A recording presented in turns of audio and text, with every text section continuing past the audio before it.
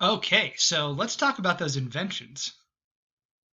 So, if Tang Dynasty Tang Dynasty was the one where they came up with tests for Confucianism and that sort of big boom and prosperity. The Song Dynasty is maybe best known should be best known for its inventions. I mean, it started a little bit in the Tang, but even more so in the Song is when it really boomed. It was almost like China was on the verge of the Industrial Revolution, and they just didn't quite get there, but they almost did because so many things were happening, so many things were getting invented. So let's think about some of those things. For one thing, you have paper money.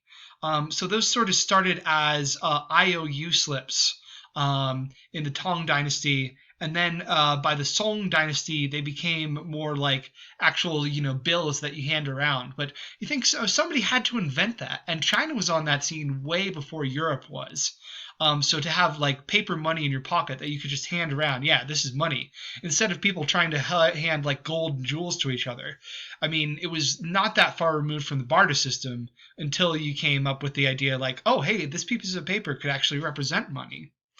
Then you've got woodblock printing, which means basically you have the printing press, so you can print things up and like send them around real fast. And just to send books around, you don't have to like copy them out by hand every single time.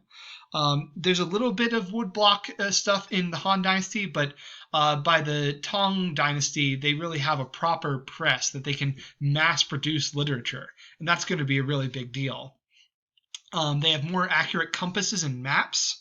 Earlier in its history, China invented gunpowder, which they use mostly for fireworks, but now they've started to use it in cannons. So you put gunpowder in this big tube, and you put a giant metal ball in there, and then you fire the metal ball at your enemies, and knock down their castles and stuff. That is a pretty powerful invention. So yeah, cannons. You don't think of China, ancient China as being in the year 1000 as having cannons, but they totally did. And they were on that scene again before anybody else. Although it did spread from them to Europe, which is pretty cool. They had flamethrowers, which is pretty wild. It's sort of a basic thing, but this device that you could just like spread fire. This sort of oily tube that you could use to shoot fire at things, kind of like a cannon. They had clockwork. They did a lot with gears and hydraulics, water pushing things around. They were so close to having steam power, and they just missed it. Maybe because they didn't realize that that would be so darn useful. They used their clockwork to build things like revolving bookcases for monasteries. They also had spinning wheels, which are a big deal in making clothes. It went from women having to do all this weaving to being able to do it much faster with these wheels that move the thread around. Locks for canals so they could navigate up and down the rivers really easily. And they invented a new kind of ship, which they called the junk ship.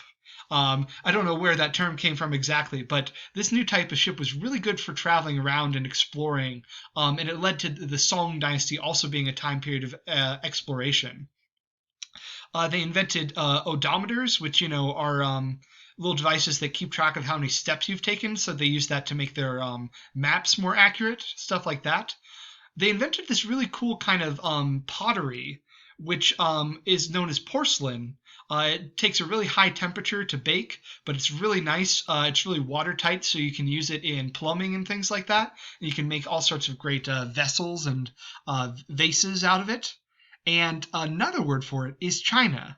Like, China is so famous for inventing this porcelain that we also named it after China. So that's pretty great. And they were still doing a lot of like science and exploration. They were doing a lot of astronomy. China in this time period is known for observing a supernova. They have a record of a star starting to look really weird and being like huge and bright in the sky for a while, which is the sure sign of a supernova going off. So they, were able to keep track of that, and we know that, yeah, we know exactly when that happened, and we know what the remnants are. So that's pretty cool. And yeah, here's some of that china, that porcelain. This is a Song Dynasty piece. This is maybe a more famous style. This is from the later Ming Dynasty, which is kind of after the time period worth looking at. But it wouldn't have been possible without that style of pottery, which is pretty cool. and very waterproof, which is why we still use it in plumbing type of situations, sinks and whatnot. Also porcelain figurines, which is pretty cool. Here's some wood block printing for you. The nice thing about having the blocks is that you can move the characters around. It's not quite as efficient as the letters in the English alphabet because there's so many more characters compared to the letters in the alphabet. So it's not quite as fast. But it's still a pretty big deal, and it lets you, print things and not have to copy them by hand. It makes everything so much faster. And if you think about what that's going to do, it's going to let ideas spread. It's going to let messages propagate. So this was a kind of a time period for philosophy and ideas, and I think maybe that's a big part of why the Tang and Song dynasties were so big for religion, is that woodblock printing was able to spread, religious texts. I'm not sure Buddhism would have been able to spread as far without it. A very interesting document actually is the Diamond Sutra. So this is interesting for a couple of different reasons. One, it's got this beautiful illustration. So you can do that with woodblock printings too. You carve in illustration into a block, and then you spread that, and you can just use the ink on it over and over again so that you can have this illustration in your books. And this is the first known book in history to have a publication date with it, that they listed exactly when they had made that book, which was 868 by our reckoning of the years, which is pretty cool. And then on top of that, this is, shows what was going on in China at the time, how Buddhism was spreading. This is, a classic Buddhist sutra, a classic Buddhist text. And how did Buddhism spread through China? It was by books like this that people could read and, discuss with their friends. And, so many people could be reading the same book, the same sutra. And it wasn't going to get lost or confused or miswritten. It would be the same exact thing. So I think this is a big way that Buddhism spread. And then, paper money. This paper may be used in place of 77,000 yuan, which is basically what our $100 bill does, except we don't realize that it's basically doing that same thing. But it's like a piece of paper that's an IOU slip, effectively, and that's how it started. And then it became, you can just carry this around. And what you really need is just to get the government to buy into this and to say, yeah, this is money. And then, bam, it's money. And finally, I want to talk about the exploration. We have the junk ships, like I mentioned. They're really good at just sort of moving around real fast. And so China starts trading a lot more than they were already doing. Like they were trading on the Silk Road, and they were doing very well with that and importing new religions. But it's even more so. They start trading with India and Africa. So they're getting more connected to the world. They almost could have gone to the Americas. They didn't quite, but you could see in a few hundred years, if they had kept on the same trajectory, that they might have done something like that. They also invent things like the rudder, which lets you steer the ship. So that's pretty cool. And this is the time period when Japan and Korea and Vietnam and places like that start being part of you start doing a lot of things that we can measure in world history and start kind of coming into their own as civilizations. And a big part of that is because they got a real big boost from China when China started trading with them and giving them things like useful writing systems to write down their ideas and whatnot. This kind of helped all that because China started trading with these empires and being more connected to them. Later on, there was an explorer known as Zheng He, and he traveled all over the place, and he nearly got to the Americas, except that his government told him to turn back because they needed him back home. So they were so close.